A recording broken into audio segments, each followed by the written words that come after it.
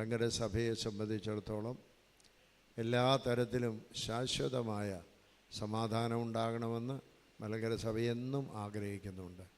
എന്നാൽ അഭിമന്യ തിരുമേനിമാരും മറ്റുള്ളവരുമെല്ലാം ഓർമ്മിപ്പിച്ചതുപോലെ ഒരിക്കലും സത്യത്തെയും നീതിയെയും ന്യായത്തെയും കുഴിച്ചു മൂടിക്കൊണ്ടുള്ള ഒരു സമാധാനത്തിനും മലങ്കര സഭ ഒരിക്കലും തയ്യാറായിട്ടില്ല.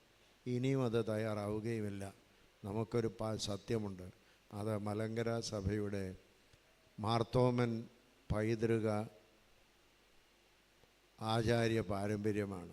ആ സത്യത്തെ വളച്ചൊടിക്കുവാൻ നമ്മൾ സമ്മതിക്കുകയില്ല. ഇപ്രകാരമുള്ളതായ സത്യത്തെ കുഴിച്ചു മൂടിക്കൊണ്ടുള്ളതായ ഒരു സഭാ ഐക്യവും നമ്മൾ പ്രതീക്ഷിക്കുന്നില്ല. അത് മലങ്കര സഭയുടെ മാർത്തോമൻ പൈതൃകവും മലങ്കര സഭയുടെ 34 ഭരണഘടനയും മലങ്കര സഭയുടെ കോടതി വിധികളും അംഗീകരിക്കുവാൻ തയ്യാറായില്ല എങ്കിൽ ഒരു സമാധാനം ഉണ്ടാവില്ല.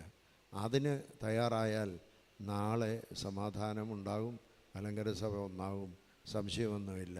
ഇല്ലെങ്കിൽ അത് നേടിയെടുക്കാൻ ഏത് കാലം വരെയും പോകും.